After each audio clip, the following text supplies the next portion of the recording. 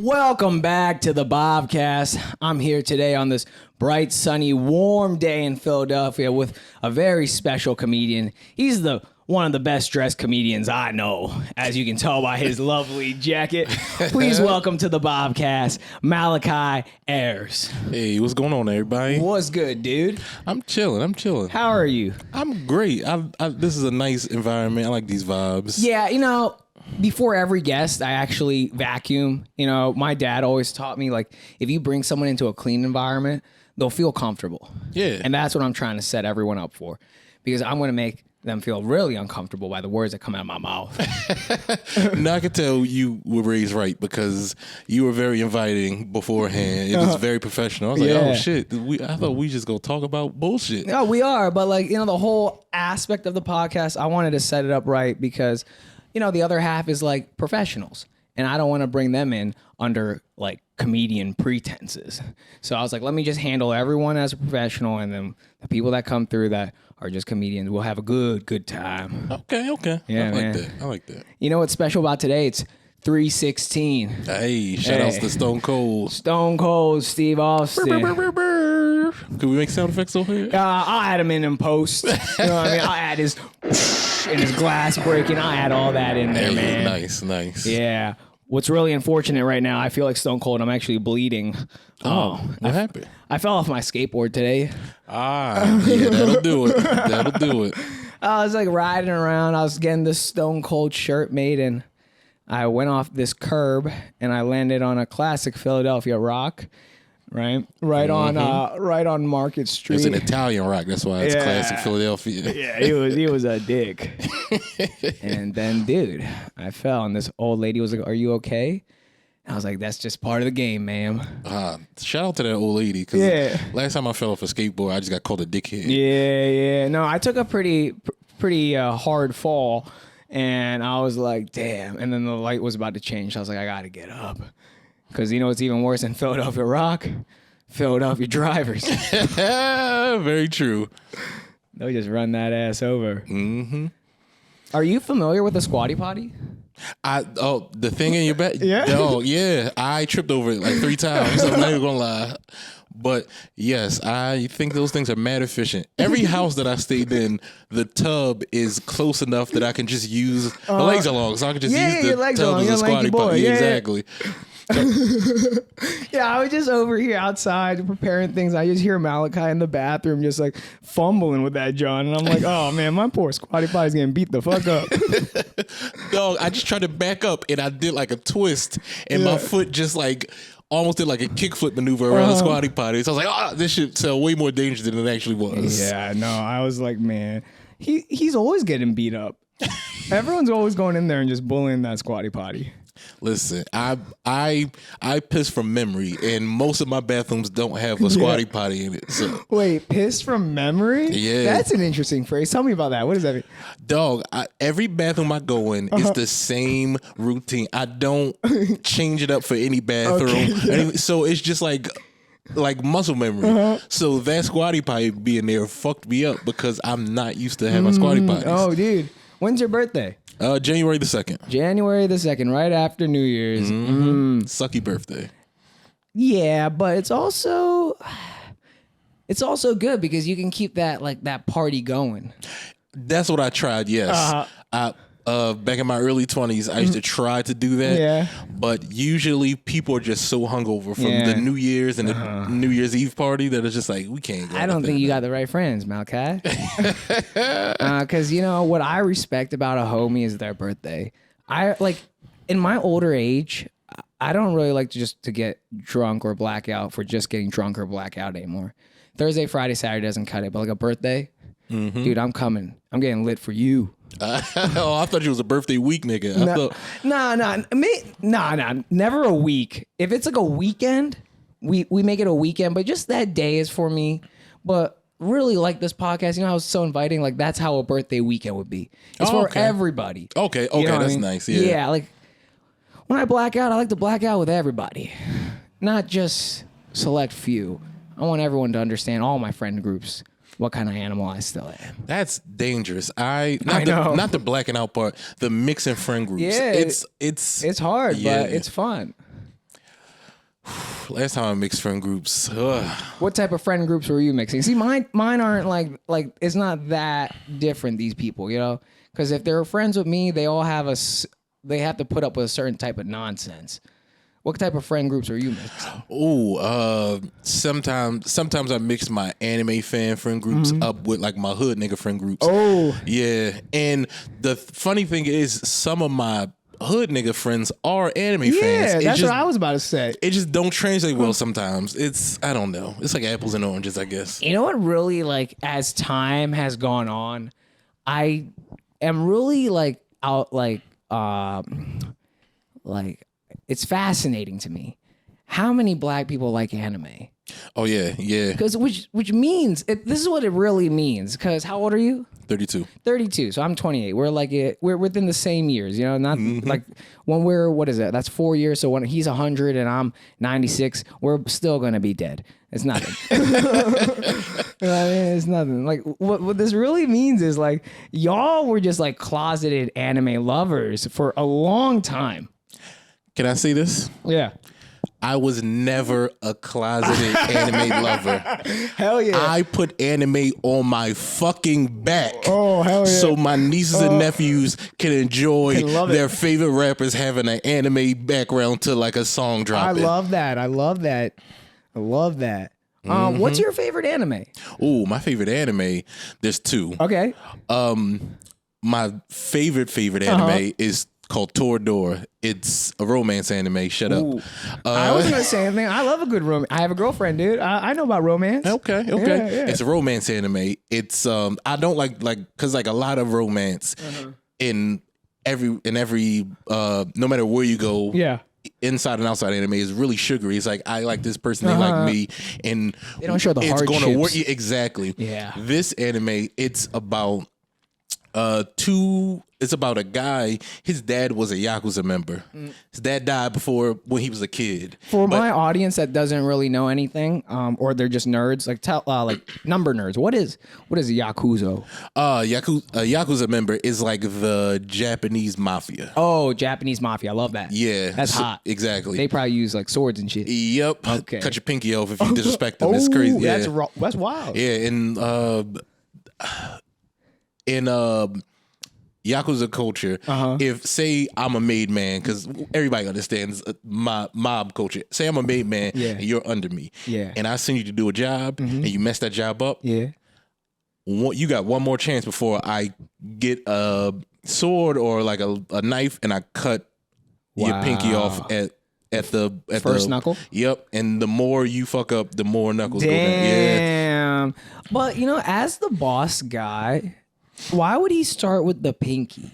I feel like this guy still works for him, right? Yeah. He needs to wield a weapon. That's how they fight. Or are they using guns? It depends on who you are. Yeah, I feel like a pinky is really important. Like, you see up here, I have a bow staff because I used to do karate.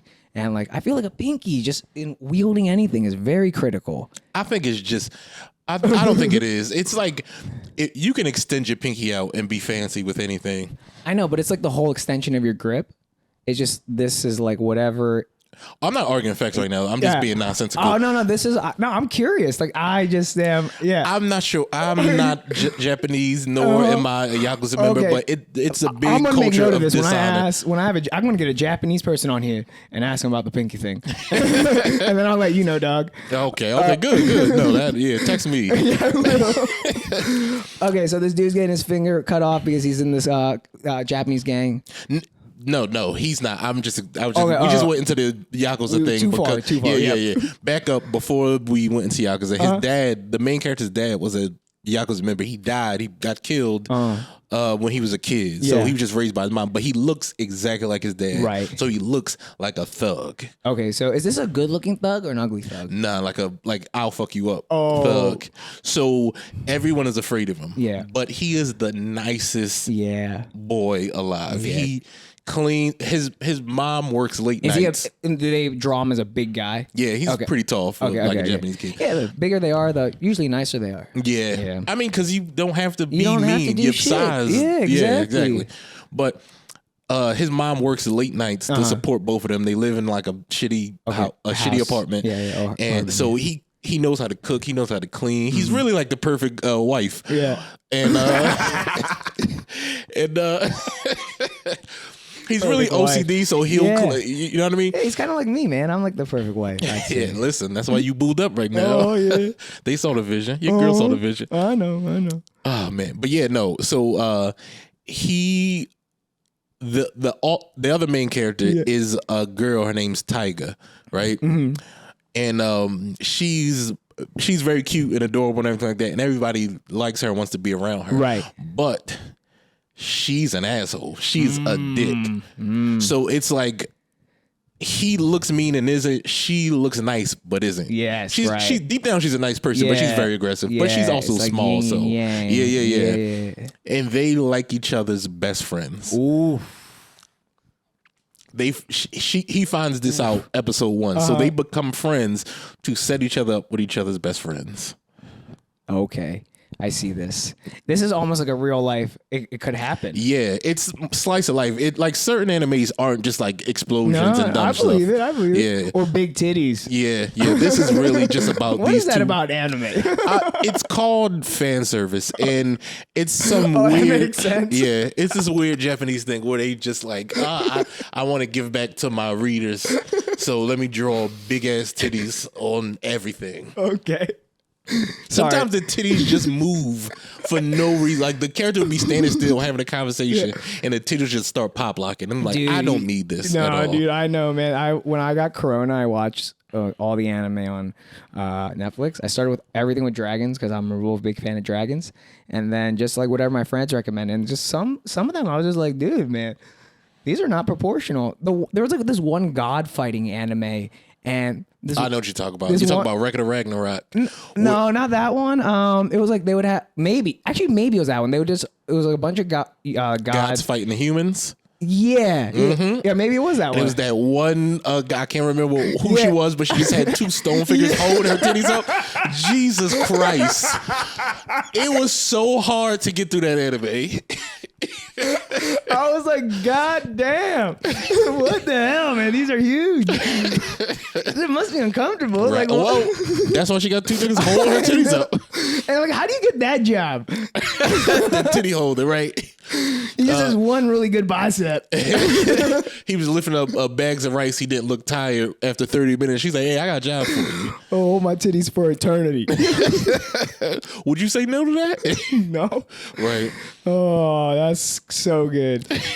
All right, so now they're in this 4-way quintuple love, and they want to get each other. What are they doing? Yes. So they become friends to get each other's friends, and over the course of them setting up all these stupid harebrained, like it's like 90s, early 2000s sitcom schemes that they're trying to do to set each other up with each other's friends. Yeah, okay, I got you. They actually become friends, and then they actually start liking each other. Right, because they're spending so much time scheming with each other. And they work. Like, on paper, they work. Right. They just like each other's friends because some random moment made them like them. Yeah. But them spending time with each other made them realize that the value that they share in each other. She started coming over his house more. He will cook and clean because she came from a broken home. Right. She lived alone because her mom got a new dude and her dad was a piece of shit. He left. Oh, man. So she lived alone at a nice apartment next door to him. Oh. And she never cooked and cleaned, so her house was terribly messed up. She would just get like takeout every night. So he would always cook. So she would come over and cook. So his mom just invited her over, and it just became like a normal. You know what I mean? They became like a normal family. Yeah. It's really good. Yeah, you know how I know this is interesting? Because Clifford, the fish over there, he's like, well, dude, I kind of like this. Sometimes he goes in the Yellow Submarine. He really likes this talk. Okay. Yeah. Shout out to Clifford. Shout out Clifford, man. Look at him. He's like, hell yeah. All right, so now they're a family. Now they start fucking?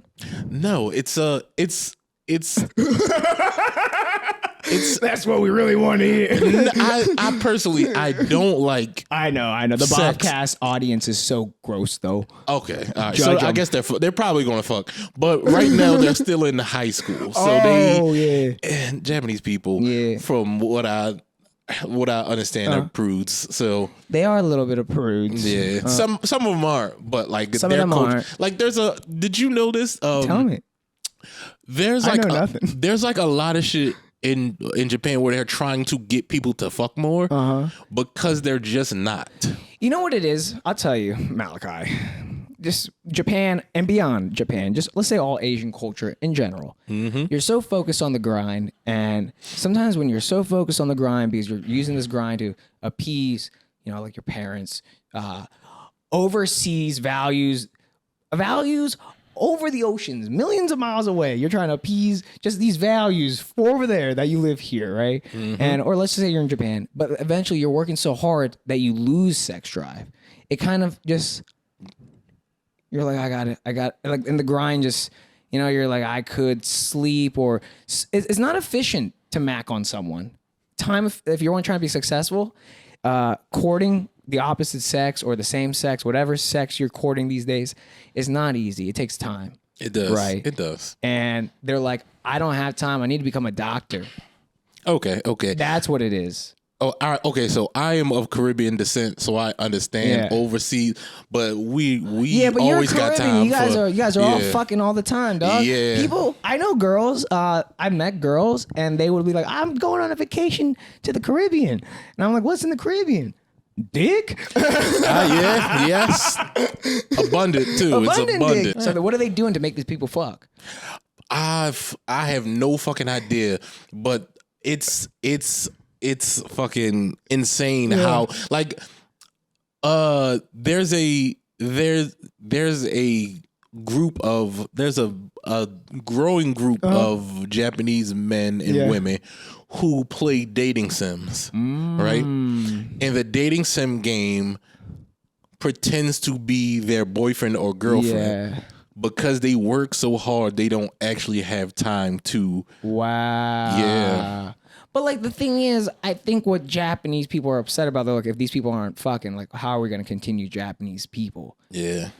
So if the Sims are doing all the mingling, how are they still like they can't fuck through the Sims? Right. No, not at all. I think they need to just put Japanese people all just drug their water with just some type of type of what do you call it? Like blue chew or something, but like universal blue chew for girls and guys. Just everyone's horny all the time. I feel like they should just make a Japanese game show out of sex, because then they'll love it. Yeah, but like maybe some of them, like, I don't know, if my country wasn't fucking and like now you're trying to make everyone fuck, do you want to publicize it on TV? Like maybe they're like, maybe they just like forgot how to fuck, or maybe it's like actual courtship that makes them nervous. I feel like because if you don't know what you're doing, women will make you nervous. 100%. That's why I said make it a game show, because those game show hosts know how to fucking make stupid shit look amazing. Yeah, it's like really funny that you say people don't know what they're doing. I know this kid in high school that the first time he fingered a girl, he used his thumb. What? I mean, I guess if you don't know what you're doing, you really don't know what you're doing, but. What? Okay. And the girl he was fingering is like a good friend of mine, and she was like, "Yeah, he used his thumb." And I was like, I'm not, like, at that time, I think I've like fingered a girl, but like I hadn't like lost my virginity. But I was like, I don't know, like never have I thought to use my thumb. Right. Yeah. I was already watching porn, and I've seen them do the two finger exactly. thing. I think that's what we all discussed at the lunch table as well. Like, guys, right? We're all watching a little bit of porn, and no one. Maybe the fist, right? The fist comes, but never just the solo thumb. Right. Yeah. God damn. She's not a joystick. You don't. Okay, maybe on the clit you can use a thumb. Yeah. Yeah, but on the two hand. Yeah. That's exactly. Yeah. And but definitely the one thumb up the pussy. Good job. Right. I wasn't ready for that. That's all I've been thinking about since it happened, and I think like I don't know, maybe like 2010, because that's when I was in 10th grade. Maybe that's when it happened, dude. But holy hell, that's funny, right? Yeah, that's funny. Okay. Yeah. I didn't expect that. Yeah, let me see what else I got for you, dog. Yo, man, you know what's really crazy? What is this jacket you got on? I love floral, and you love floral, apparently, right? Yeah, I like a little color. You know Yeah, what I mean? color. Yeah, man. Did you ever have a period in your life where you just dressed all black? Of course. Yeah. Of course. I like a lot of As black. an anime guy, I feel like, yeah, that might have been one of your tires. Most of my clothes are dark. Yeah. I've only recently been tapping into like the brighter colors Yeah. because colors look good against my skin. Yeah, dude. Against colored people, bright clothes look good. Yes. It's facts. Yes. Yep. So I've been trying to make everything pop And you're more. darker, so the contrast is, greater. I was talking to a woman, a lady friend of mine, and she's darker than me. She's like West African. Sure. And I was telling her, like, she was like, oh, should I get this dress? And the dress was like tan. I'm like, dog, you could get bright green or bright red, and it will look crazy on you. Yeah, but there's also a time and place for us colored people to wear bright. I think like in the springtime it's appropriate, but if you're like a winter times, like, formal attire, black maybe is black or gray. Gray looks great on us. Yeah. Heat. Look how much heat Obama got with that gray suit. I didn't really follow the news back in Obama because Obama had his act together. I didn't really need to fucking look at the news. He definitely made it look So good. I discovered the whole suit thing when when they really brought it up in Trump's thing, and I was like, why? Like, dude, what is it? It's just a suit.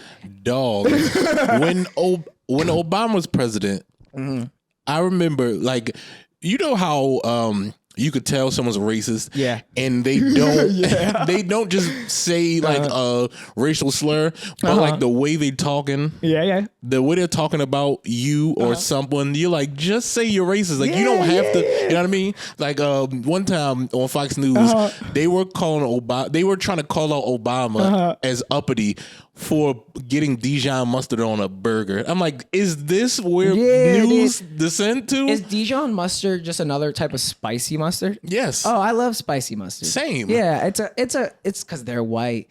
The thing is, their flavor palette hasn't developed. And like, when you grow up in like an Indian household, all you're just coming out of the womb, just smacked with flavor. Dog, the crazy thing is I didn't like spices. I didn't like spicy food until I hit puberty. It was like my Caribbean kicked in, like I was a werewolf or some shit. I was having phone troubles last week, right? And I was at 3 different stores for my phone carrier because I couldn't make phone calls and shit like that. I had phone problems, so I'll tell you after. So the last one, I was there for a grand total of 8 hours, wasted half my weekend off there. Yeah. So I'm like, I need something to eat. What's good around here? And one of the dudes like, oh, there's like a Mediterranean blah, blah, blah place over there. So I went up there and I got some some kebab, some rice. So it came like some hot sauce, like some green sauce. And the dudes in the thing was like, oh, careful, the green sauce is spicy. I looked at them in Caribbean, nigga, and I took a shot of the green sauce. Come on now. You got to have at least a ghost pepper before I could taste it. Yeah, dude. Like, I don't know. For me, I don't really handle heat too well because what I know is if it goes in spicy, it comes out spicy. Oh, yeah. And I take mad shits. That's why I have this Squatty Potty. My insides are fucked up. After 15 years of Dairy Queen, that'll do it. I don't really know what's happening in there, but I know it's not good, and I don't want it to be spicy. A big percentage of people of color are lactose intolerant, but we just don't give a fuck. Facts, yo. Yo, there's when I first got the Dairy Queen, I'd be eating ice cream all the time, all day, and then there was maybe like 8 years in, I started to notice like, oh, I gotta have this shit afterwards. So I would like finish the shift, and I know between closing and getting home, I had like 35 minutes. And I'll just eat the sundae, drive home, and then shit every time. And there was something in between. Holy hell, I was sweating. Oh my god. Yeah, I think I am lactose intolerant. You might be, dog. Yeah, I'm trying to tell you. Oh my god. That's good, dude. That's good. You know, you were saying like the news, right? It's like distracting us from dumb shit like Obama's his suit. Did you know right now they're trying to get rid of like daylight savings or whatever for next year? It's like this whole clock shit change is not going to happen. Okay. They're like making such a like Malachi. I'm going to ask you. There's so much going on in the world. Us changing the clocks. Is that a big? Your fucking phone does it by itself already. Right. Why are we wait? Like this is what infuriates me. It's dumb. I seen my one of my roommates texted about it literally while I was at work today. Yeah. And all I can think of is it's just gonna get dark at 5 p.m. all the time now. Exactly. And like think about this. They called this movement saving sunlight or some BS. Why don't you fucking work on saving other things like the ocean, the soil, right? The fucking air, the kids in Ukraine. Anything, right? Anything, dude. Maybe the fucking boners in Japan. Right. Anything. Maybe make the pandas fuck more. Because then it'll take actual work. Yeah. Motherfuckers don't want to do actual work. We wrote a bill.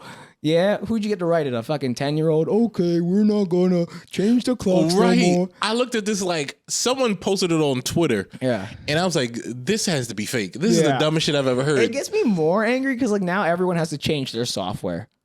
Everybody. Oh, shit. Yeah. Oh, okay. All the companies. Which is like, dude, and it's not gonna. I don't think it's gonna happen because all the nerds are gonna be like, nah, dog.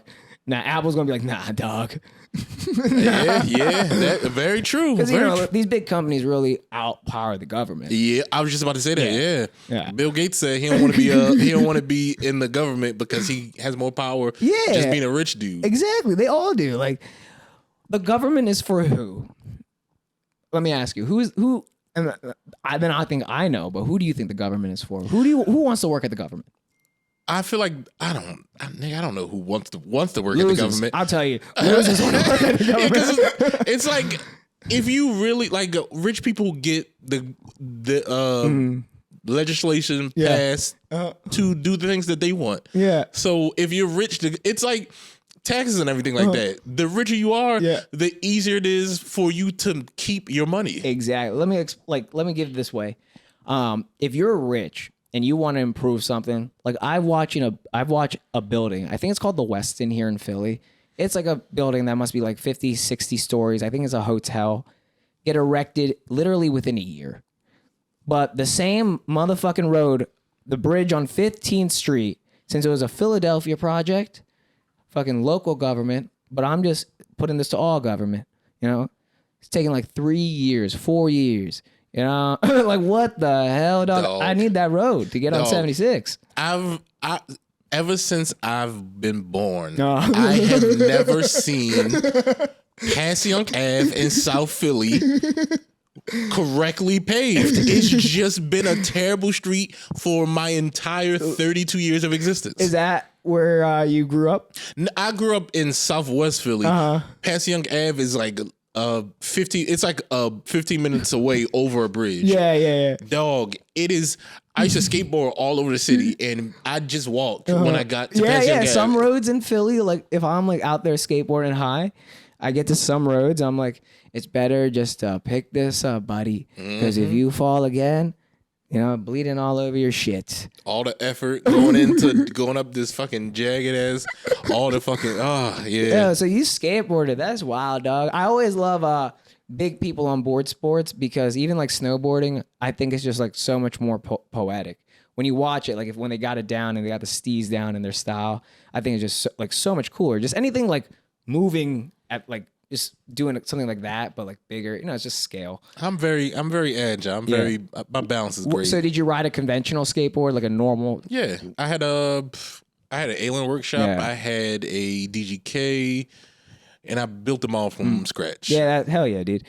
And what was your favorite or best trick you could do? I was shitty at the tricks. I think I think I used to have a really good manual down. Like Hell yeah. I manual dude. for like 2 blocks one time. Oh, 2 blocks. Fuck, that's a long manual. Yeah. One time one of the last times I In stopped Philly, man, that's actually like 4 blocks Yeah, somewhere right. else.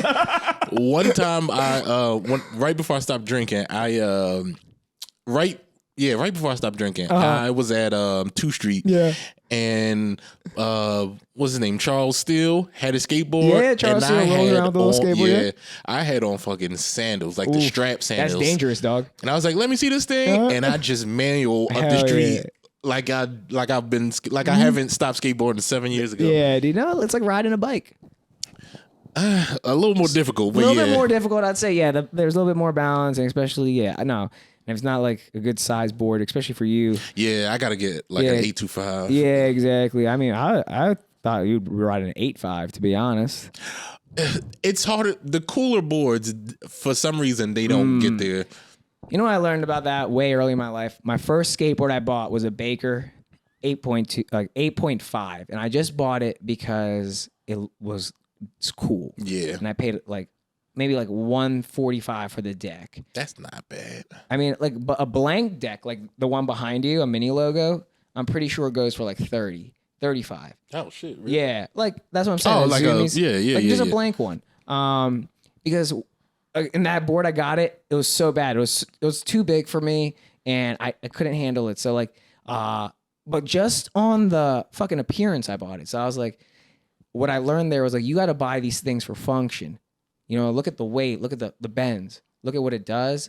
Don't really worry about the brand, you know? Like the brand, you can take any professional skateboarder, put him on any deck, and he can still kickflip. Yeah, that's what I'm saying. Yeah. So really, you only need to worry about like the bearings and if anything.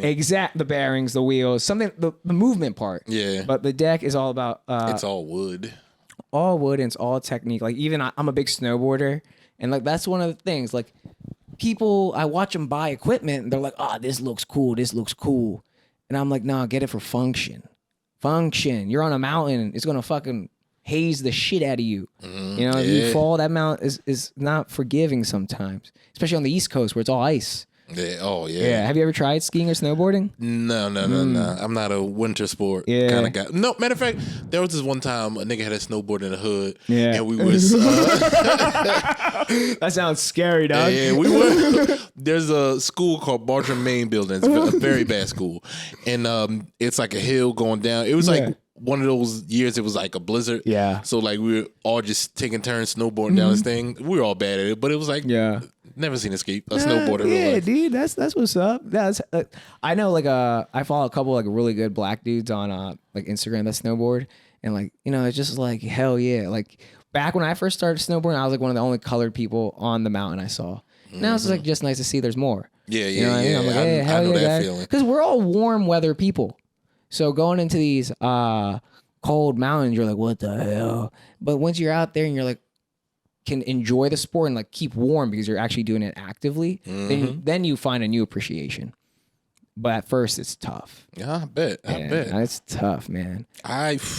Just the wind chill factor alone, like the wind hitting your face. Dude, back in the day, I used to be old big biggity bitch. Like we'd go out for like 8-9 hours, and at the end of that, like my fingers would literally be freezing. I'd be telling all my friends, like, bro, like I gotta go inside. I gotta like put my hand under some water. I'm gonna lose fingers. Oh shit! And look, I'm being a little dramatic, but like you know, like when you're already doing like 10 runs already over when your hands felt cold, now you're just like, you know, it's like your hands actually really feel cold. And I got these Gandhi hands. There's not much insulation here. And I tried it with all these white people that have like these, you know, like chode fingers. I'm just like, bro, come on, guys, help me out. And like, I'm not gonna lie, out of the group of people I with, I was like the better one. So I was like, come on, just let me live. Oh, that has to feel good. Yeah, not even good. I was just like, come on, I need to live. I'm driving. I need my fingers. No, I mean, it never felt, I wish there was always someone better than me in the gang. Of course. Because then progression happens. If I'm too scared to do something, then everyone else is kind of scared to do it. That's how these extreme sports work. You kind of see one person do something, and then you get the confidence. Let me hit it harder. Yeah. But you always need that one psycho up front. That's like, and like I'm a psycho, but like always knew like I'm not a professional in this.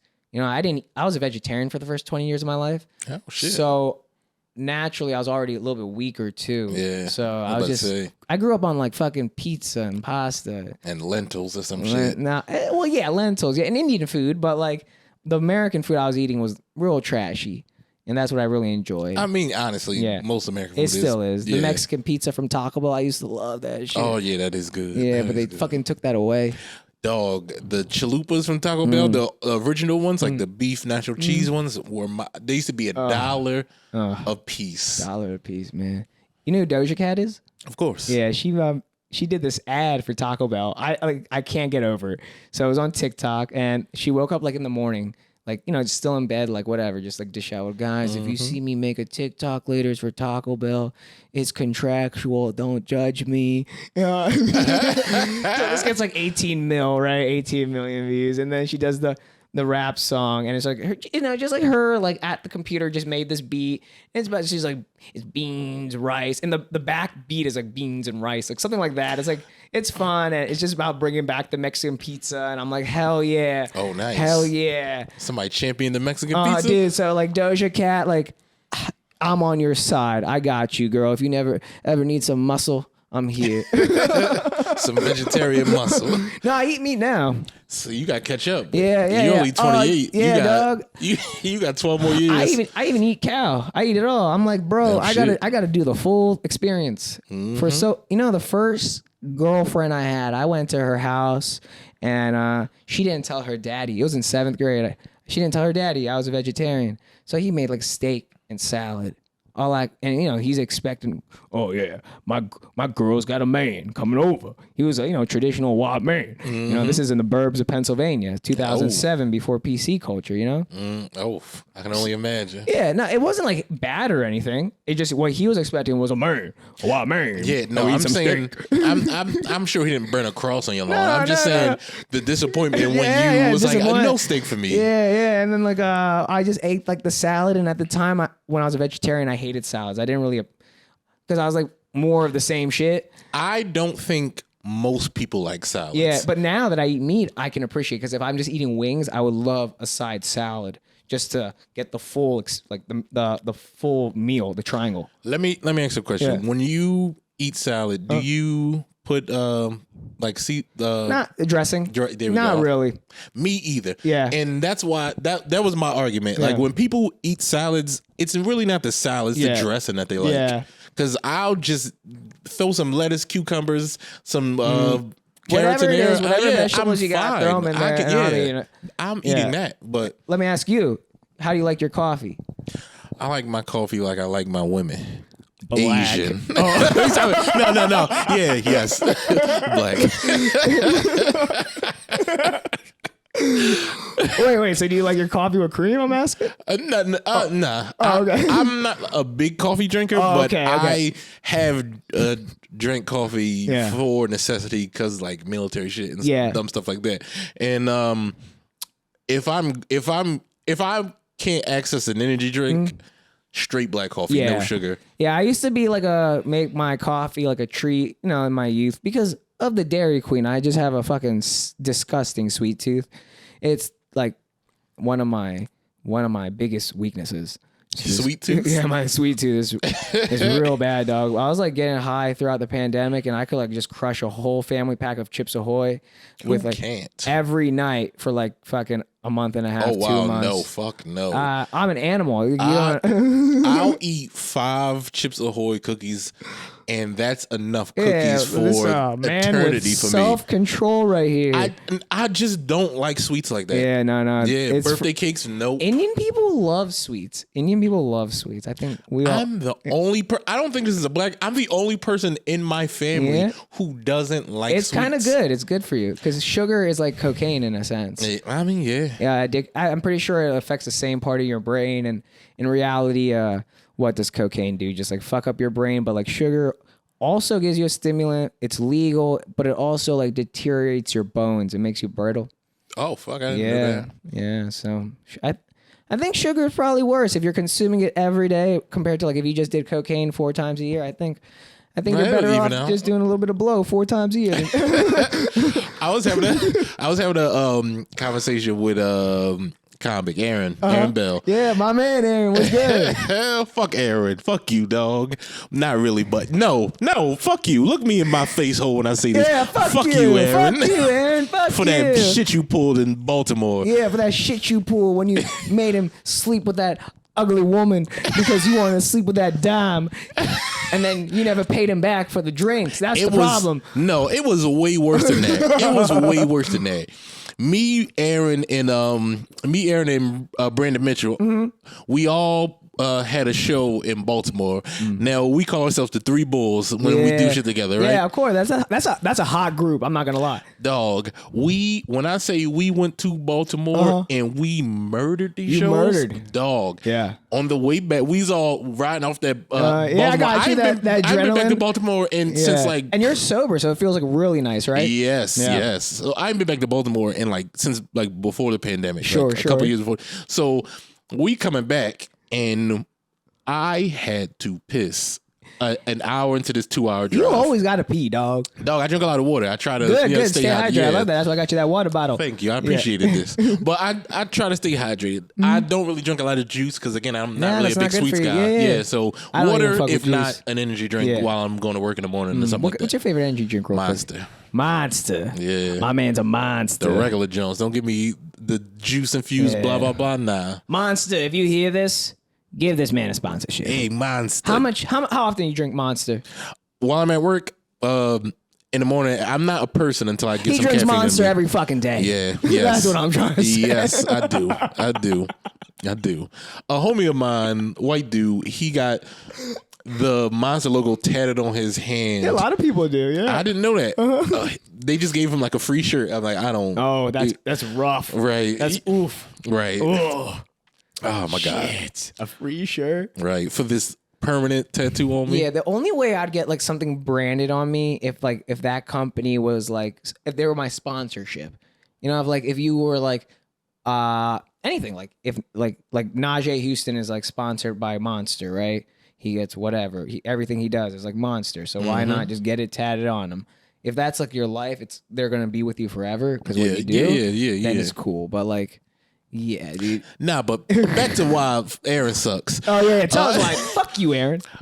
Me and Brandon, I had to pee an hour into it. I didn't say anything. Brandon was like, "Hey, I gotta pee. So eventually, can we pull over?" And I was like, "Yes, my man." Because I was like, I didn't want to be the first person to say it. Right. And Aaron was so pissed. Yes. Was he driving? Yes, he was driving. And he was like, "Yo, I don't want to stop." He's like, "You don't have to stop now." Yeah. But eventually, he has a little bit of OCD about some certain things. Yeah. And it comes out like when we're just chilling and like running the dialogue showcase. Yeah. It's usually cool, but like that 2-hour ride there and back. You know what it is? It's because he grew up in the burbs. It's probably that's what I don't want. He's a Carlton nigga. That shit. He's a burbs black boy, and his dad's a cop, right? Yep. So his whole life is fucked up, man. Right. He the ops for real, and he's showing his true colors. I'm pretty sure he drives a Honda Civic, right? I don't fucking know this dude. Goddamn. I'm in that car at least so once a week. On it. I wish I knew. Right. I'm in that car once a week. Is it blue? Yeah, it's blue for this story. I seen him get into a car once, and it's either blue or gray, but I was like, I'm pretty sure I was like a 4-door Honda Civic, maybe. I'm like, oh, fuck you, brain. Don't you know how I'm so used to the neighborhood that I grew up in. I know where everything is off the top of my head, but I couldn't recall what certain shit looks like because I'm so used to it being there. Yeah, no, I just saw his car at a glimpse one time. We were like just leaving somewhere, and I was like, "Yo, peace out, dog." And I just like saw him walk into it, and I was like, "Oh, that's cool. He has a Honda Civic." I could have just mixed this story up with anyone that has a Honda Civic, really. Yeah. For the sake of the story, it's Honda guys, dog. We have problems. But, oh my God. No. Fuck this nigga. Yeah, fuck Aaron. Sorry. We both had to pee, and we like, eventually, can you pull over, right? So he's like, dog, like, so we get 30 minutes into this hour left, and we like, yo, niggas gotta piss, like, what's up? So he's like, dog, can you just wait? No, that's why we said something. So he's like, it's so dangerous to pull. Nigga, it's 1:35 in the fucking morning. And where are you guys? We're like 20 minutes out of Philly by this point. Are you guys on the highway? Yeah. Okay. We're the only car on the highway. Yeah. If this was 6 o'clock in the afternoon, I could understand. Yeah. But it's 1:35 in the morning. No other cars. Where's the danger? Yeah, where's the danger? Are you gonna slip on a banana peel? Is this fucking Mario Kart? Like, dog. Yeah. And also, no one's gonna fuck with like 3 black guys. Except the police. But that's it. That's what I'm saying. Like even like there's a criminal in the forest. Right. They're probably better off waiting. Right. Dog. I was so upset. Yeah.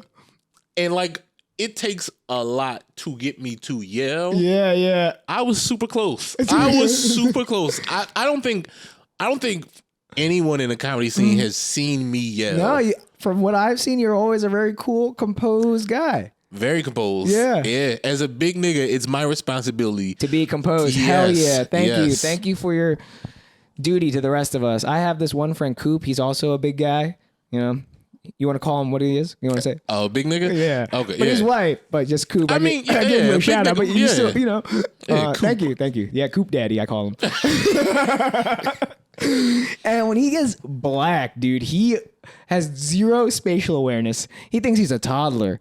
Oh my God. Yeah, dude. If you're bumping into like little people and sending them flying.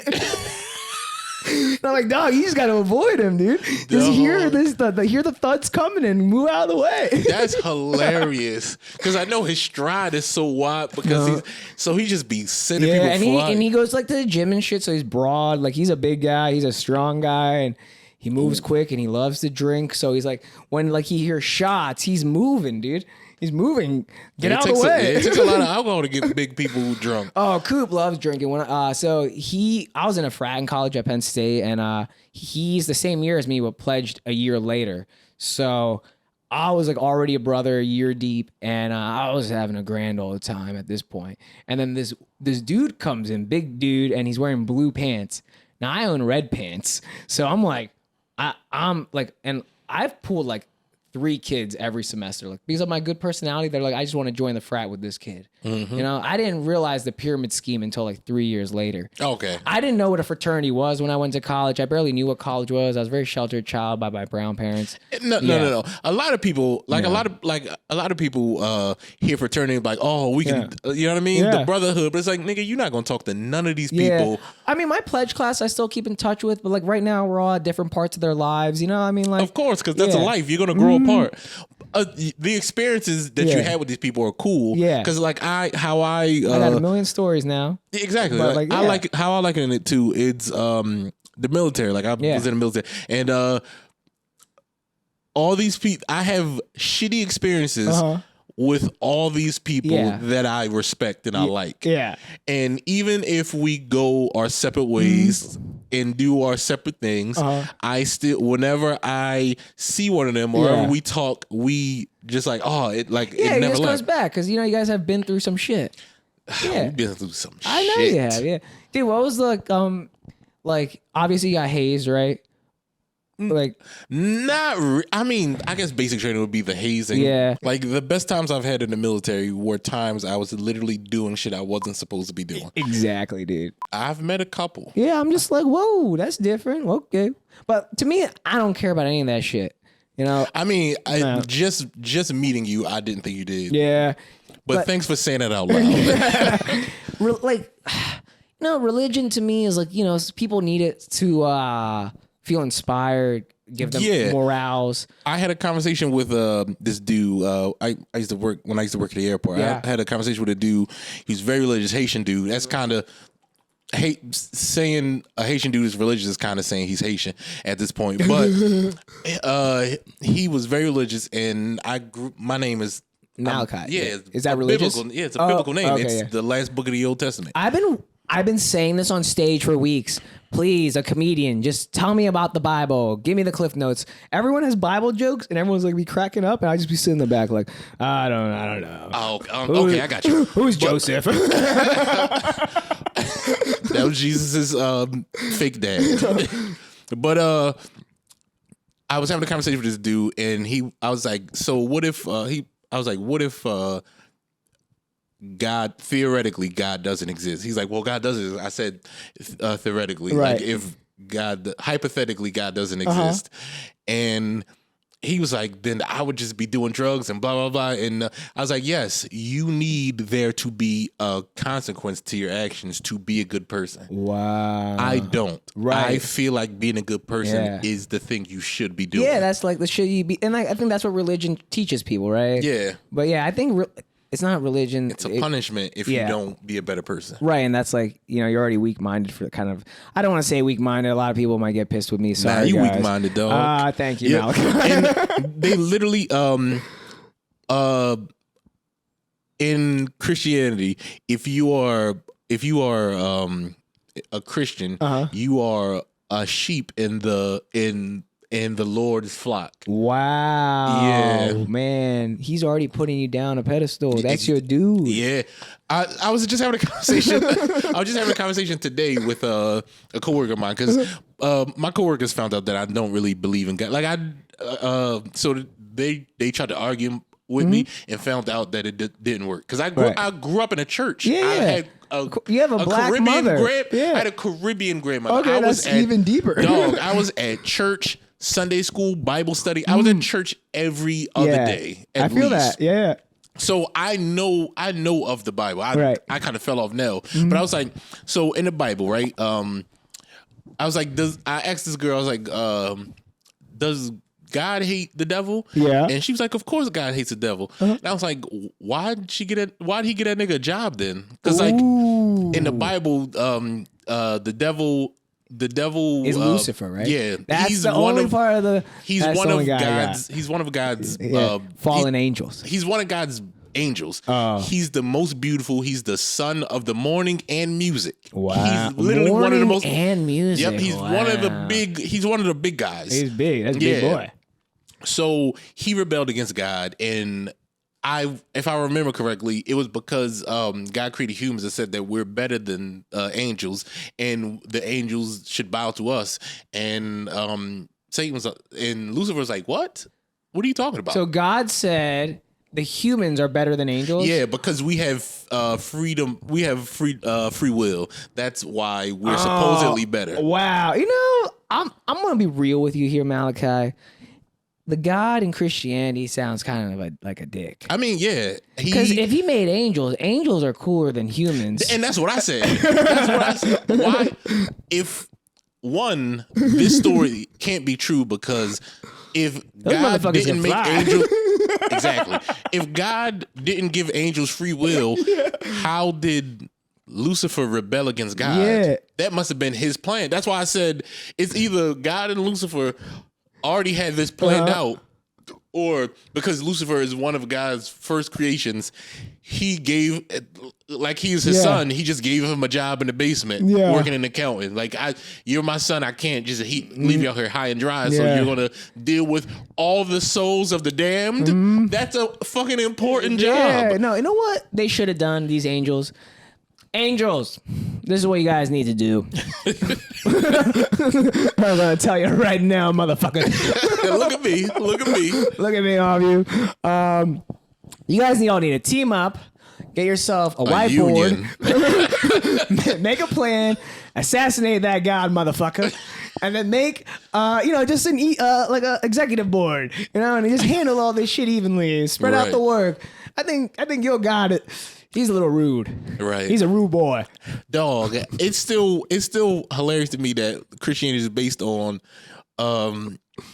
God fucking someone's wife and getting them pregnant after they get married. Holy shit, I didn't even know this. I was only Zeus. But okay, so Zeus was just doing it all the time. Yes. My man, I love Zeus. He's a player. So when so there's a theory because like back in the day when when Egypt was the place to be, and there was like Romans and Greeks and everything all up and through there, their cultures clashed. Right. So Greek mythology and stuff kind of got mixed into like the early Judaism or whatever. Yeah. So like God, I hear that God wasn't really a being before, because when people think of God, they think of a nigga in the clouds with like a thunderbolt or some shit like that. But that's because Zeus. Yeah. That's the influence of Zeus on the culture that was the religion. Yeah, that's their religion, you know? Yeah. But religion changes where you are. Of course. Exactly. Yeah.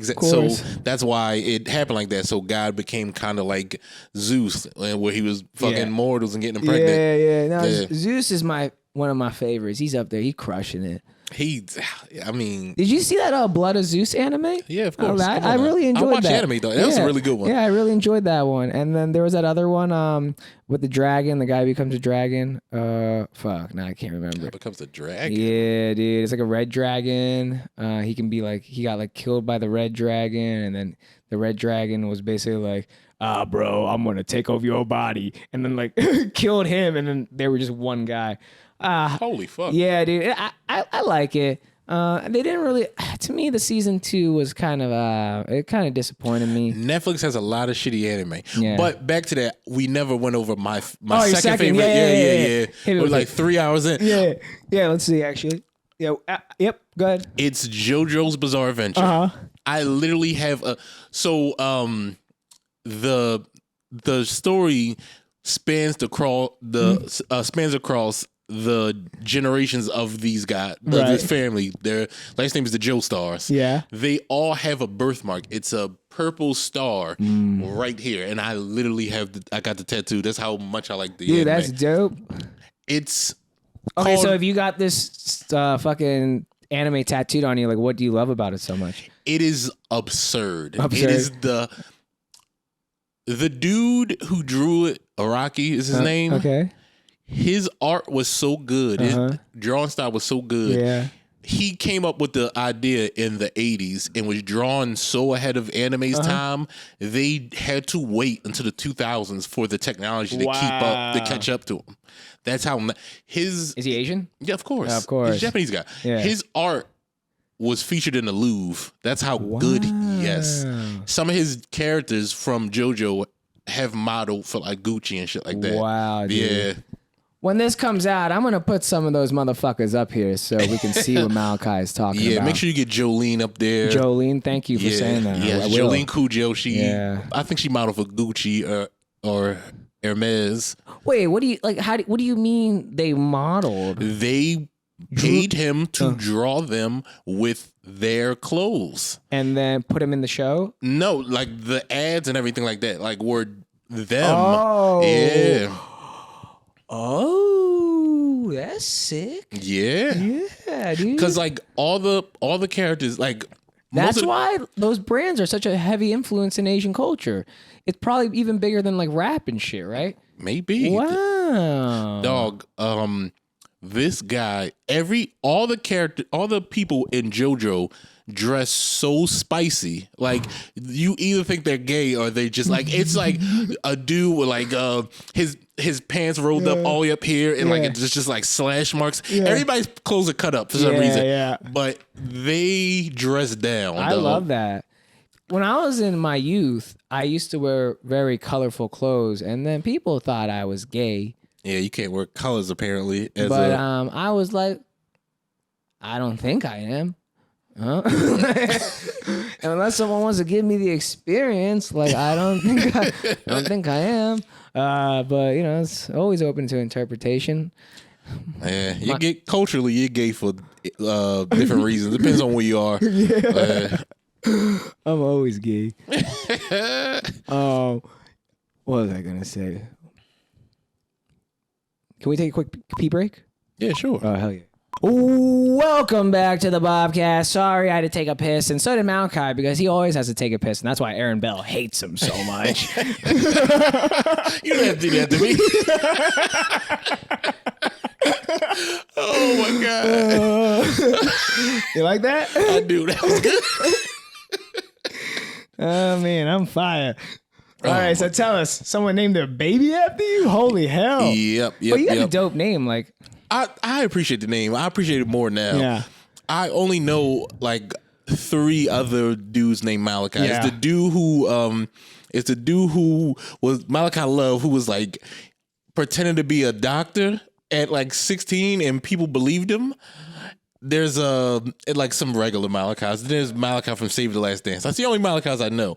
But I was dating a girl after I broke up. After I broke up with my ex, I was dating a girl after her, and I personally I don't look for people. Like, it kind of just happens. Well, look at you. I'll explain why you don't look for people, because you're a tall, dark glass of chocolate milk, and they seek you out. That's very true. And the thing is, what's key is that you're tall, and tall men always get sought out. Yes. So in my bio on Twitter and Instagram, it says short nigga ally, because I respect that. Thank you. I think that should change. Hell yeah. But if you're a tall dude and you're actually out there seeking for women, I think you're doing something wrong. You don't have to try hard. All you have to do is put yourself in the same room, literally the same room. Just walk into any room where you think the women you want to be with are there, and they'll find you. The only competition is dudes you're heighting up. That's it. And if you guys just work together, you guys can get a plethora of bitches. Right. Those are your colleagues. You don't got to shoot like the ops. You know, then you guys can get if there's 2 of you, you might be able to get 4. You know, if there's 4 dudes, they might be able to pull 10. I saw a dude. I used to work. This dude used to work at my job. Right now, I work in the kitchen, and different sections of the kitchen. He worked in the dish room. Now the dish room has a dish machine. It's muggy in there. It's like swampland in there all the time. Right. He was a light-skinned, bearded dude with tattoos, right? Just being bearded in Philly is... I wish I could grow a beard. It'll put you on top. It puts you on top. Especially with the black women. All the brown comics that are really crushing it right now. Not, did I say black? I mean brown. You said brown. Oh, hell yeah. You know, here on the Bobcast, I don't have to think after hours. Some of them that have beards are really strong. And I'm like... God damn you, Vishnu, my father. Listen, it makes you look way more masculine. I'm a softie. So. Not even masculine. I would have fun with a beard. Be creative. Oh yeah, get it braided or plaited or something. Jack Sparrow was always one of my heroes. And I always loved his little beads in his beard. And he's just like, the rum, why is the rum gone? And I just always hated dudes that could just be Jack Sparrow for Halloween because they had a beard. Yeah, I understand. I always had to be Gandhi or Aladdin. I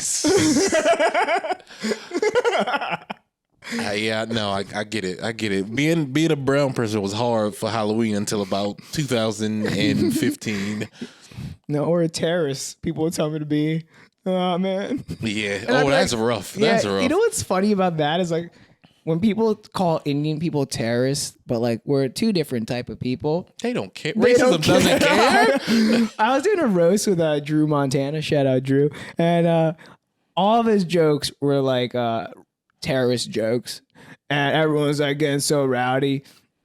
And I went home. I took the L, obviously. My jokes weren't that great, to be honest. I'm more of a story person, not a roast you, because I'm so bad at roasting. People roasted me my whole life.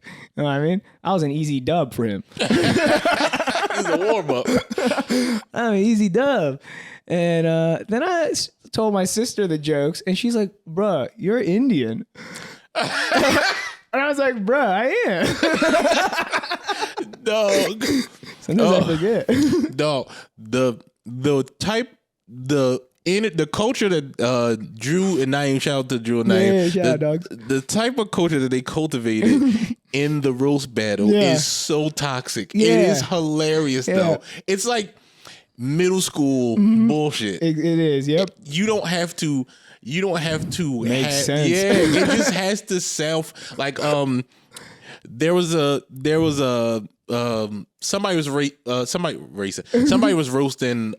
Pete Eckenroth was roasting. Goddamn, I can't remember. It's a redhead comic or Connor Mook. No. Older redhead comic. He has like long, flowy, wavy red hair. I think his name is Davy Bow. No. Old, not older as in age. Older as in he's been around for a while. I don't know. I can't remember his name. Okay. Jewish, but red hair. Okay.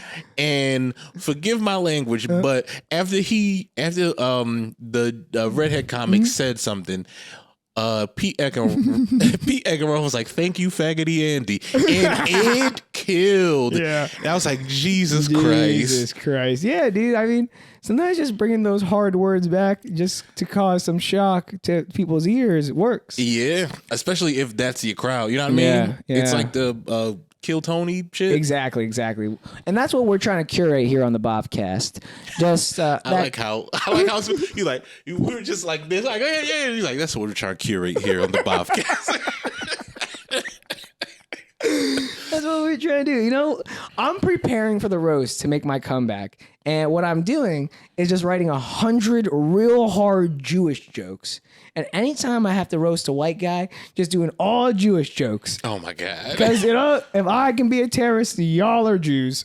I mean, fair. That's fair. Except not like if I'm like roasting another colored person, obviously I'm not going to make them a Jew. This is strictly for the white people because Drew Montana, you know, I'm on a vengeance now against whiteys. I feel you.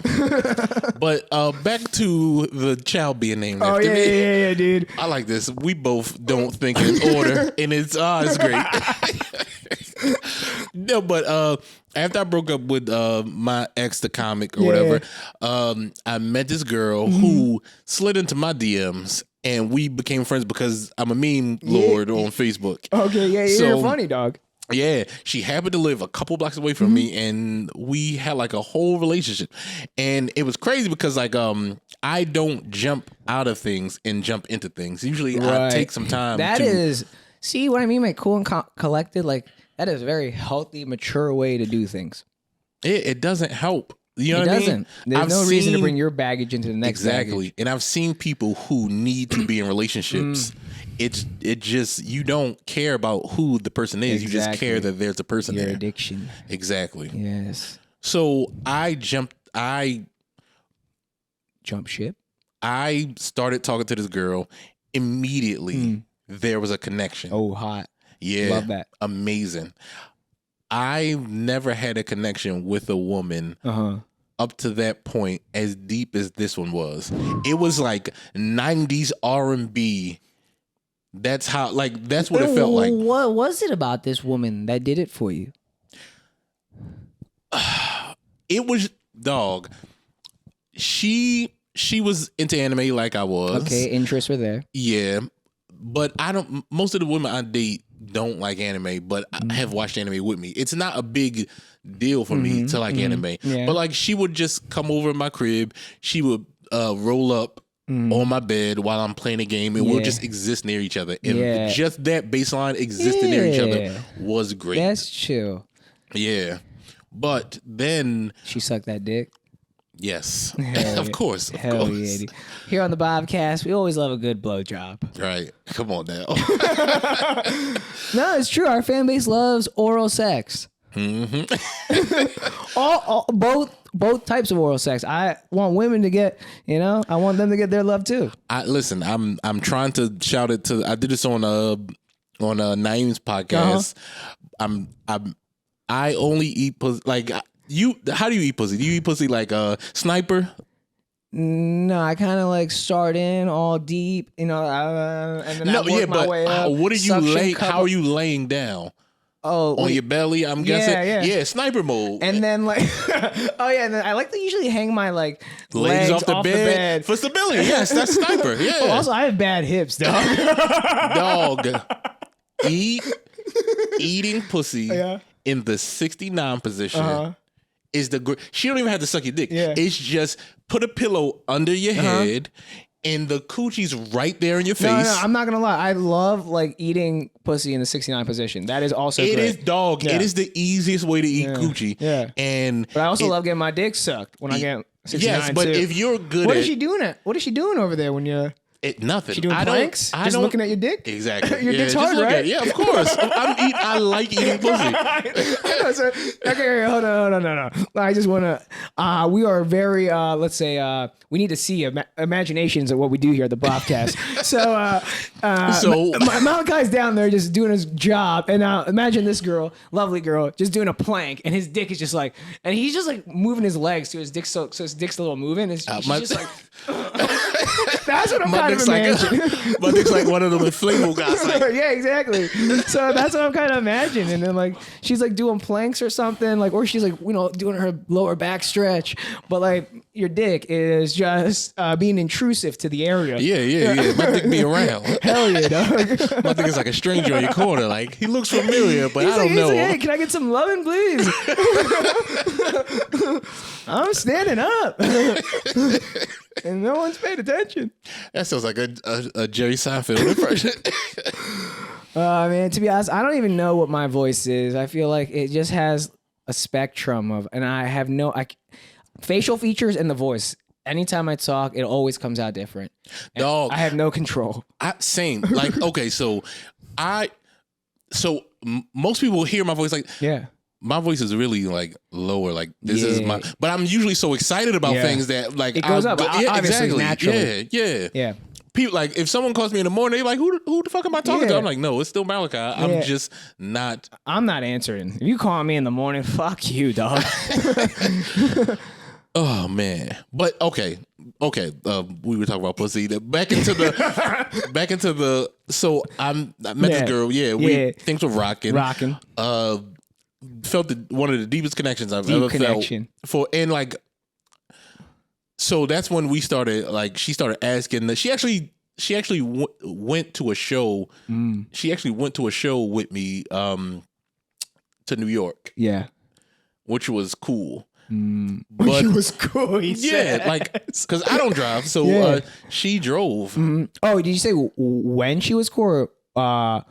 Which was cool. Which was cool. Oh, which was cool. Oh, yeah. Okay. We went to a show. Respect then. Yeah. But like, after I broke up with my ex and everything like that, we were hanging out. Then she wanted to spend more time with me and everything like that, and she wanted to come out with me and do comedy things. Ooh. And because my ex was a comedian, I needed some time in comedy to be just myself, just Malachi. Yeah, to rediscover my new normal. Yeah, dude. I think that's like when I see comedians like actively dating comedians, like they're single now they're dating. I think that's hard, man. That's learn from me. Yeah, 98% of it is not going to work. And the crazy thing is, I broke up with a girl before I was dating I broke up with the girl because of comedy. Right. We got together, beautiful girl. We got together and I told her like comedy is going to be a focus because this is when I first started doing comedy. Yeah. So I was still going out 4 or 5, maybe 6 nights a week. Yeah, hustle. Yeah, I needed to prove that I was good at this thing. So which he is. He's good. I tried. I can attest. So I told her, I was like, look, I care about you, yes, but like if it comes in between, if I got to choose between you and comedy, it's comedy. I'm not gonna like it, but it is what it is because I won't sacrifice my dream to accommodate your feelings or you. I have to hit a certain. I have to hit hard. But it's just honest because if your girl told you to stop doing something that that was your dream, she'd even if she doesn't say it, she'd appreciate you accommodating her, but she'd respect you less. Yeah. So, you think that? Shit. If anybody can make you not have, could make you semi give up on your dream, because your dream is one of the reasons why she likes you. She sees the women. A lot of women fall for your potential. Yeah. Why would she stay with you then after? Why would she go through the whole thing? Exactly. But it's not a thought in their head usually. Yeah. It's just in the moment, this is what will make me feel better. But in the long run, it wouldn't. Because if you weren't doing, you like me because yes, my personality or whatever, Yeah. but you also like the drive My that I have to do ambition. comedy. Yeah. Exactly. Oh, Malachi. This is what I mean. I brought the fucking Bible in here. My name does mean messenger. Dog. That's what I'm saying. All right. So, yeah, you guys are having a great time. When does it snap off? And when did she name the baby Malachi? I need to know this. around Halloween of last year. Oh, God. Yeah. Okay. So, you were obviously... It's not your baby, is it? No, not at all. Oh, okay. Not at all. Oh, okay. So you guys broke it off. Yeah. And now you're working on yourself. Yeah. Working on yourself, becoming healed. Yeah. Like a strong man does. Mm-hmm. Independent black man that don't need no woman. No woman. See what I did I'd there? like one though, but I don't need one. No, need one. That's what's powerful. That's what's dangerous. Yes. That's the hottest type of man, dude. I don't need one. That's cool. And then she has this guy. She gets another guy. Yeah. And okay, so this story kind of gets wrapped up in it because my dad passed away September of last year. Sorry to hear that, bro. It happens, dog. Dads don't live forever. They don't. But after he died, I felt like some cliche life is too short shit. Yeah. And this girl, up until that point, was the love of my life. So I reached out to her and I told her, I was like, yo, my dad just passed away and blah, blah, blah. And I felt like we should have been together, even though if I could do everything over again, I'd still do it the same way because I could not take her seriously. Yeah. Or I could not give my best effort if I didn't take some time to decompress from my last. Like I said, I can't jump. You can't. To be honest, it's actually a dangerous thing to do. Yes. Yeah. I don't want to take my baggage out on her, and I already started doing it with the not want her to be around comedy because I was never like a single comic for like 4 years. Right. You know what I mean? Yeah, I got you, dude. You're doing everybody a service by taking your feelings into account, which are the most important because you're tall. We got to keep the tallest people happy. See, it trickles down. It trickles down, dog. And then, so you text her this. Yeah, and we had like a whole exchange or whatever, and she was like, she understands or whatever. She sent me like a list of the best romance slice of life animes because that's my favorite. She knows that. Aww. Yeah, exactly. Cute shit. Yeah. And she told me like January of that year that was like the last time we stopped like talking, communicating like every other day and shit. And she told me that she had a new dude or whatever. Then I was like, she told me she was pregnant and was about to give birth any day. Okay. This is like right after my dad died or whatever. And I'm like, congrats. And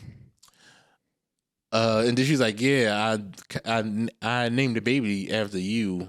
Ooh. She didn't say those words, but she alluded to it. Yeah, okay.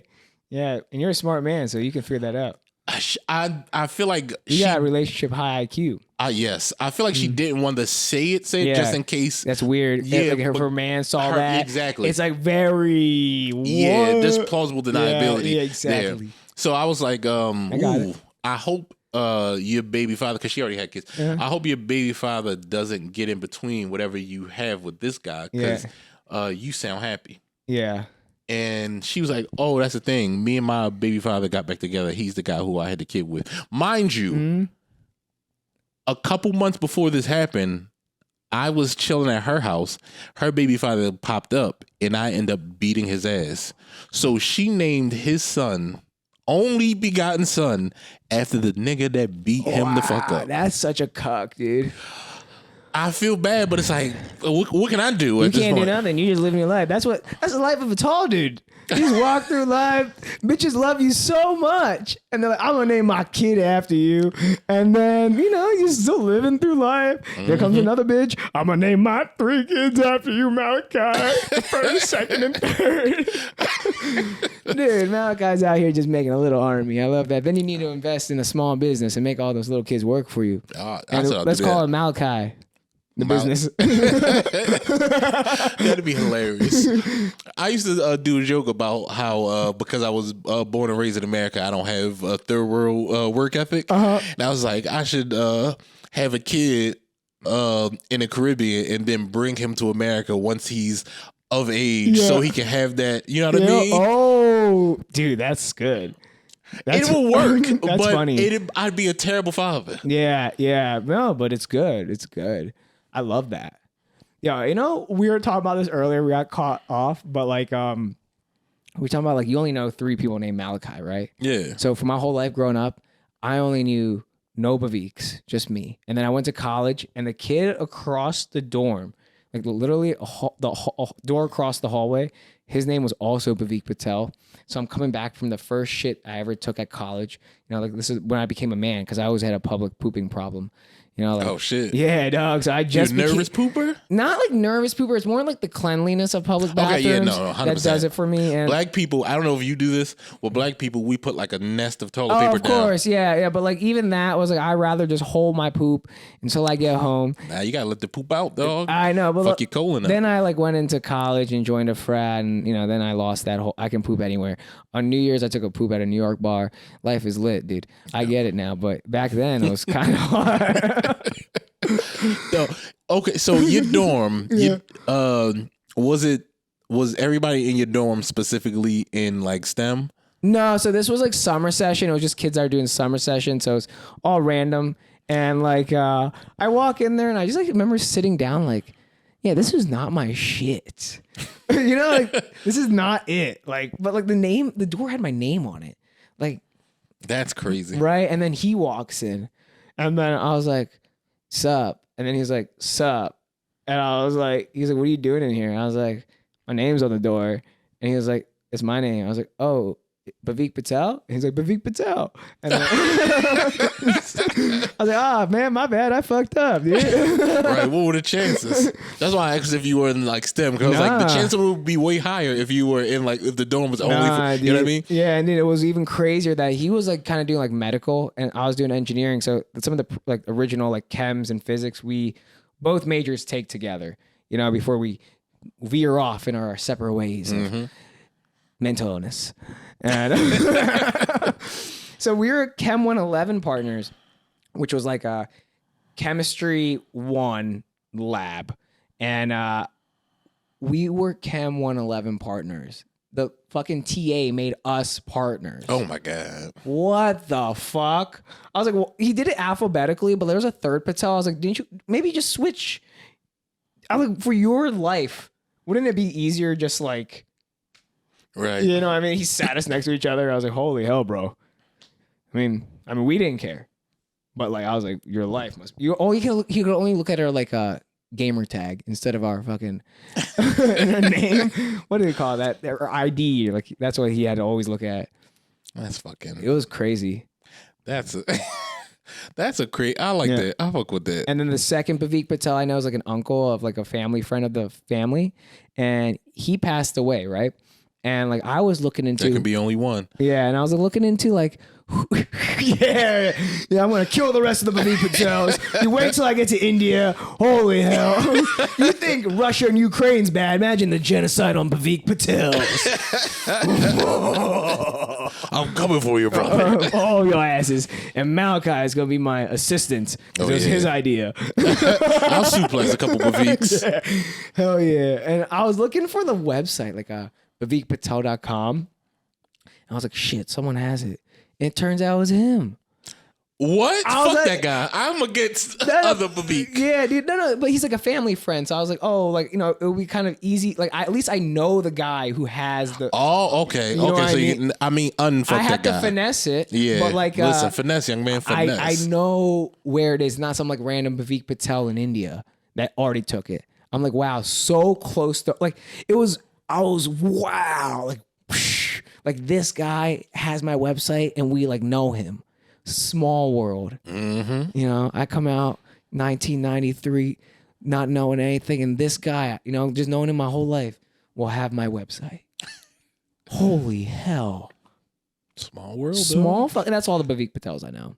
Yeah. Well, yeah. Patel, I'm sure there's 1,000 of those. Yeah, a million of those. What is such a lame question is like, oh, do you know another Patel? But like, they should really ask you like, do you know another Bhavik Patel? I think that game would be more fun if you knew. Yeah, That's like asking a black person, do they know another person with the last name Johnson or Williams? Or Smith. Yes. Smith. Dude. Yeah. I used to do this joke like, last name Patel is like very common in Indian. It's kind of like Smith for white people. People like laugh, and I'd be like Smith for black people, and people like, what the fuck, Will Smith? I'm like, oh, that's my dog. Making audiences uncomfortable is my favorite part of comedy. Yeah, dude. I'm just like I stopped really giving a fuck recently, and I think that's really been what's working for me. Yeah, that's a good thing. Yeah, because I was like, I work so hard that I'm like, I go up there and I'm like putting on this persona, good guy, but I'm tired. You know, if I'm doing a show on a Saturday, I can play a good guy. You know, but if I'm like open mic on 11 p.m., like I gotta learn how to make that guy funny, because that's where I am. Dog, don't put on a guy. No, I'm not a guy. Like before, I was like, oh, I want to go up there and be good times B. But like I'm not good times all the time. So I want to be able to be funny in every state that I am. I don't want to have to change the guy. Nigga, I'm not funny in every state I am. Sometimes you just can't. You know what I mean? But the thing is, I think I can, even when I'm sad. Because I'm constantly, Malachi, I want to be honest with you. I'm constantly sad and depressed. You know, when you have Indian parents, you just live, you're like, that's your main emotion. You know, anxiety, depression, sadness. And then after you become an engineer, they're like, oh, we kind of love you. But I'm like, it doesn't matter. Those first fucking 20 some years are the most formative years. You can love me now. It don't matter. It don't matter now. I'm an animal. I 100% get that. I also have depression, and I like to spend hours alone to recharge from talking and interacting with people and shit like that. I found that because I'm a pretty upbeat person. Yeah, you are. But it took a terrible time in my life, a terrible low to get this enlightenment to just like, oh, I don't have to choose being low. But the way I describe my depression is constantly having to swim. That's it. It's like keeping your head above the water. Keep doing the work to stay regular. No, I feel that, dog. Yeah, I feel that. And then, you know, the thing is, I feel like my depression becomes more when I don't get more rest. But that's obvious. You gotta let the beast out, dog. He's coming, but he's also a little shy. He's in his foreskin and he's shy. He's eating up. Yeah, dog. Damn, even your monster got a foreign whip? Yeah, dude. That's what I call mine. I don't know. We body positive over here. Yeah, no, dude. You know what's funny? Let's get into this. I think it's great because, you know, it was like during grade school, people always roast you for having foreskin. I don't know the people you were around, but I was more of my friends when in my youth were more white. Nah, black people are white. Black people are way more homophobic than that. They are not looking at your dick. Yeah. So I didn't have that, but not that even. They're all circumcised. You know what I mean? Like that's what I'm saying. So but white dudes will look at your dick while you're in the bathroom or do some dumb shit or try to pull you from the stall. Black people, we go every other stall and that's it. You don't look down. Yeah. That's why I'm so used to peeing from memory because I don't have the. Oh, that makes sense. Yeah. That's what you mean. Just going in and do the job. Yes, get in and get out. You know, you need a urinal in your home, like your home in the finished time. I don't need a urinal. Oh, man. I feel like you'd have a urinal. What I love to do whenever I encounter a urinal is I like to start peeing immediately and see how far I can arc it and try to run up once my pee's almost over. Okay, so what you need when when we make it and you build your home, this is what you're going to need. You're going to go in, there's going to be a nice vanity mirror. All that shit. Then over here is going to be a urinal, but on the ground is going to be a graded floor, and there's going to be a little tilt, so the urine that that falls can go in there. And on the other side will be a nice toilet, and then you got a bidet, and then your shower, whatever, hot tub, whatever the fuck you're into. Maybe a nice balcony that goes out from the bathroom, so you and your girl can fuck after a shower. Whatever you're into, dog. Whatever I want you're one into. of those shower heads that come from the ceiling, so it's like it's raining on you. I want a hurricane shower that makes you feel like you're in a tornado. Oh shit! Yeah, dude. I've never seen one of those. I've never seen one either, dude. But I'm hoping some engineer out there is gonna make it. Come on now. Get on it. Get on it. Nah, dude. The thing is, not you. I'm telling the other. No, don't. Yeah. This is your off time. Turn your brains off. The problem with being an engineer is like everyone's just like, why don't you just do it? Why don't you just do it? You're an engineer. I'm sure that as soon as you have a job where it's something, it's like when someone find out you're a comedian. It's like, tell me a joke. Tell me a joke, dude. Nigga, I've been hilarious this whole time. Yeah. Why is the structure of a joke needed? Oh, Malachi, you'll love this question. Is it racist for my company to make me tell a joke at the Friday meeting every Friday morning? Is the company white? Yeah. Yes, immediately. It's not even racist, but yes, it's racist. Make them feel bad and not want you to do it anymore. No, I mean, I'm not gonna do it when I quit. So, how long have you been doing it? Man, I must have been doing it like at least 2.5 years now. God damn. That's a lot of Fridays. That's 52 Fridays. And a little bit less because I take off some Fridays, but like I just get them all off the internet. A good 47 Friday. Okay, thank you. Yeah, I got that OCD brain. I really got to think it through, But yeah, dude, I just get them off the internet. Like my boss was like, "Why don't you tell some jokes you would tell on stage?" And I was like, "Dog, I was like, I'm not even ready to tell the people in the audience sometimes. I don't know, hell not at 9 a.m. Right. With Suzanne. Right. And she has to look me in the face the rest of the day after I just told with Suzanne this joke about butt sex. Oh, I was like, you don't even know, dog. Like that's how like you don't even know about comedy.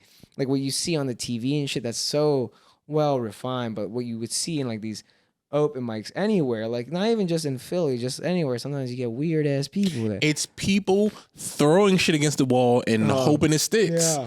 We don't know if it's funny until it gets a reaction. And still, that might be the reaction. It might be a good reaction there, but you might think like, oh, now this is a hot joke, and they do it 50 other places. You're like, nah, actually, it's not. Yeah, no? Yep. What is wrong with those people? Listen. Me, Drew, and Naeem had a show on New Year's Eve. Where at? I can't remember the place, but it's off of South Street. It's like some dude Naeem knows him, and he wanted to start. He came to our Philly's Funniest semifinals. Yeah. And he saw me advance and everything like that, so he wanted me to host, and I'm like, all right, I can host. He was like, can you do 40 minutes? I was like, I don't think the host should do 40 minutes. Yeah. Naeem. Not Naeem. It was Naeem's Naeem's dude. Yeah. And or like 30 minutes up there. I'm like, that's kind of a lot for the host. The host is just to get in and get out, enjoy it, curate the time, pass along the people. But this is a black room, and black rooms are harsher than white rooms. White people give you the leeway. Like they'll lean in with anticipation. For black people, you have 15 seconds to make me laugh, or else you're not a good comic. Yo, Malachi, I would love to do more black rooms. Please. You don't even know, man. Black women love brown boys. Listen, that's not untrue. It's not untrue, dog. It's not untrue, man. I be working at Dairy Queen, and I've had every time an older black woman calls me like baby. Oh, they'll shoot their shot. And I'm just like, and they've been doing it to me since, we got that Dairy Queen in 2007. So when I was in 7th grade, like it's been constant till now. And I'm like, I love it. You're not an ugly dude, so you could make a killing in the black market. Nah, see the thing. I think what I have to do in the black market is just be confident. Don't fumble. Just be confident, and that's it. Like just even like because we kind of the black and brown community are kind of similar in a lot of the senses. And white people be racist towards us. Mm-hmm. We have culture. Everyone likes whatever we got to offer. We like whatever each other got to offer. It's like we're like one and the same almost. We just have a little bit different backgrounds. Right. Yours is Africa, ours is India. Still big land masses. But what we can be common on is these white people sometimes. they've been making money off of us. Yeah, 100%. I mean, look at yoga. I was about to say, look, Man. yoga, music.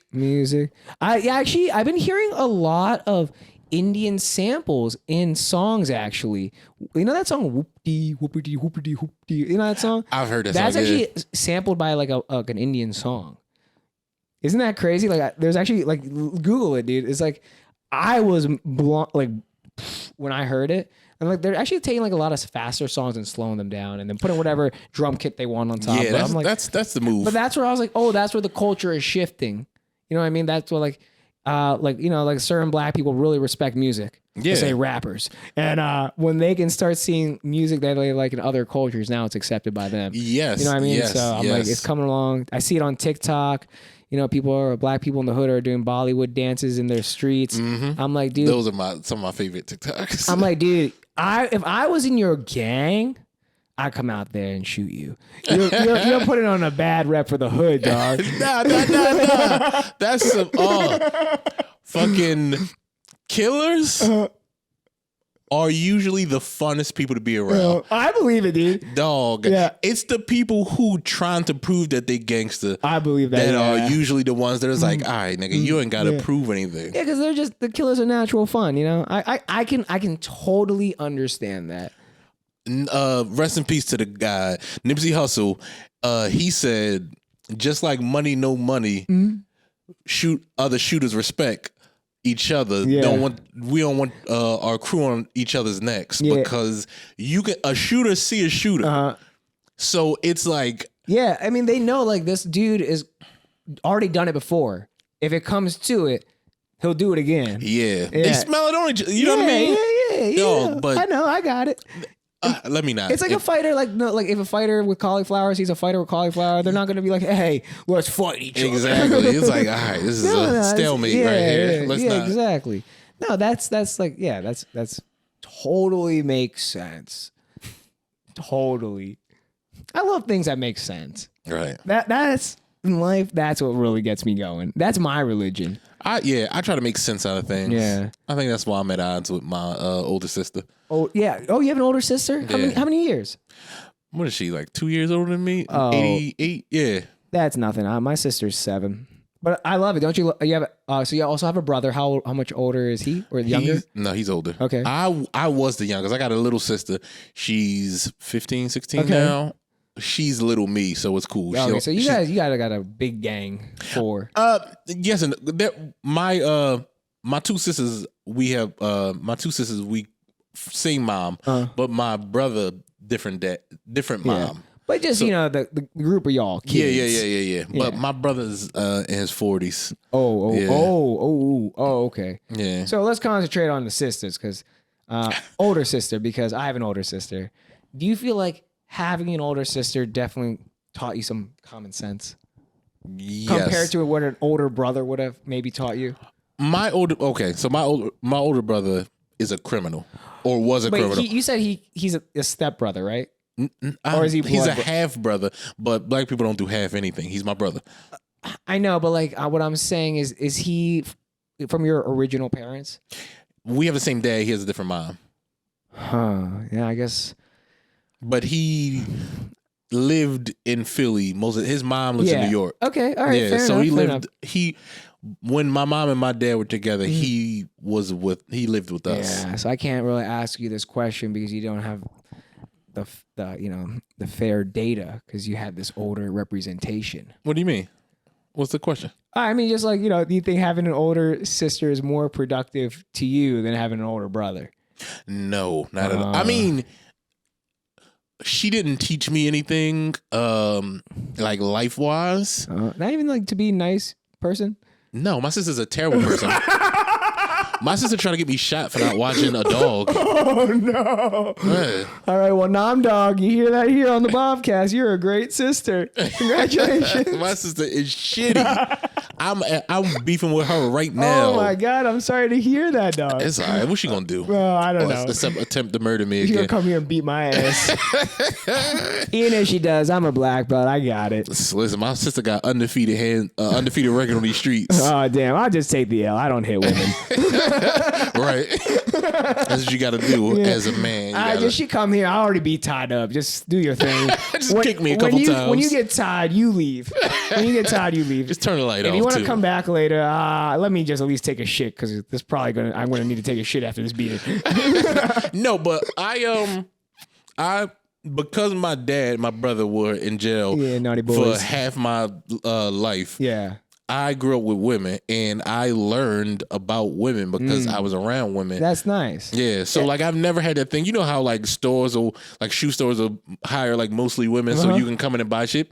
I've never gave a fuck that they were all women. I'll go to Foot Locker window shop right now. Yeah. You're not. I see you there's no mystery there. Yeah. I've seen women my entire life. Exactly. Yeah, that's why I feel like I had like my sister just like she was made me look real aware, and she was like into fashion and shit. So I get like a lot of things women are interested in. I'm like, it's good to be nice to them and just know their interests because at the end of the day, you're trying to fuck them. Yeah. Yeah. I don't get it. Like sometimes dudes are like, oh dude, women are so hard. Is it hard, Malachi? Now see, I'm a short guy talking, and I understand the hardships of a short guy. So sometimes we gotta have a little bit more personality. Yes. And be a little bit more flamboyant. 100%. And we can't have that cool guy swag all the time, Sometimes we can. But you just got to know their interests. You can definitely have a quiet confidence. Yeah. That also works. Yeah. Like talking less makes girls try to figure you out. Or what's the most important, Malachi? What? You can just have a big old dick. Yes, that also helps. But before rest in peace, Chris Cotton. Before the term big dick confidence came out, Chris Cotton said that to me. He was like, you got big dick energy. Yeah, he said he called it big dick confidence. Oh yeah, BBC. Yeah, it kind of makes more sense. He's that like, way. he's like, you have big dick confidence. Yeah. You don't have to, because I don't personally like. I have a big dick, but I don't. Yeah. I'm a nerd. I grew up a weirdo, so it's secondary. Well, congratulations. Yeah. I mean, yeah. Shout out to your parents. And anytime someone's like, oh, I got a big dick, I'm tall, I'm strong. I'm like, yeah, bro, you got that from your folks. Right. Shut the fuck up. Listen, this isn't a brag. Yeah. I grew up as a nerd. I get it. Yeah. As a black kid. Yeah. I'm an engineer, so I'm fully okay with that term in all that sense. You know what I mean? Mm-hmm. Nerds are accompanied by like gaming, anime, Harry Potter. I get it. Yeah. All of things I'm into. Yeah. But growing up as a nerd, I realized that when you're younger, you operate on wants more than needs. Wants more than needs. Yeah. Of course. Yeah, you're a needy little bitch as a child. So the idea of someone is better than the actual application of that person.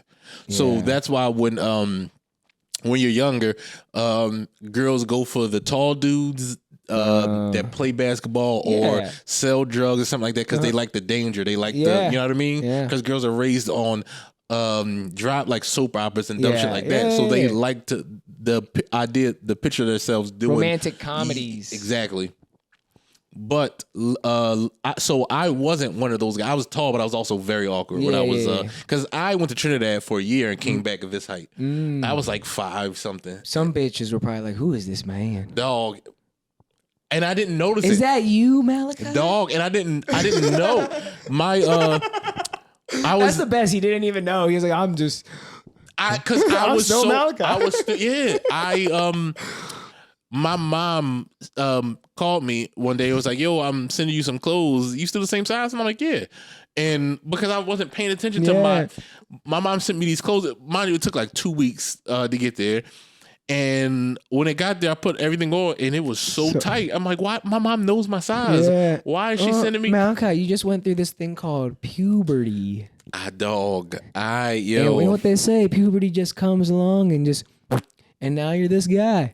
That's exactly what happened. I shot up like a beanstalk. That's awesome. I wish I could have grown to be over. My doctor always told my mom, Dr. I had fuck you. Always told my mom. Yeah, fuck you. Yeah, he told my mom, this boy is going to be 6 foot tall. He's going to be a big, tall boy. And, we're thinking it my whole life, but he's going to be tall. And then I didn't come to heights. And then I realized, think about it. Your mom is 5'4" and your dad is 5'6". You're lucky to get 5'8", 5'9". You know what I mean? How Like, tall are you? Like 5'8", 5'9", depending on like, if I wear Tim's, maybe I'm like a 5'10". You should get together with one of your lawyer cousins and sue him for malpractice because he told you his diagnosis was that you were going to be 6 foot. Wow! Take all of his money. He's probably he retired from being a doctor. Take all of his money. You deserve it. What can we pin it on? My mental illness? Yeah. Look, I had to do this whole Bhavcast because of the insecurities you gave me to project your personality because you aren't the height that you were told you were going to be. Yeah, dude. If you just would have told me I would have been 5'8", I wouldn't have been this nutty. Exactly. Yeah, I could have been a doctor. Now you can be 6 feet tall, standing on his money. That's now yours. Yeah, Malachi, I love that. I love that, son. America, when you fucking look at your doctors, look at them correctly. In the eye holes. And I want you to know, when you think doctors keep that patient confidentiality, nah, dude, they get a couple of tequilas, martinis in them, and they're like, Malachi, he got the biggest dick I ever seen, man. Oh, shit. All right, bro. It was a pleasure having you, man. Thanks for coming through. No problem.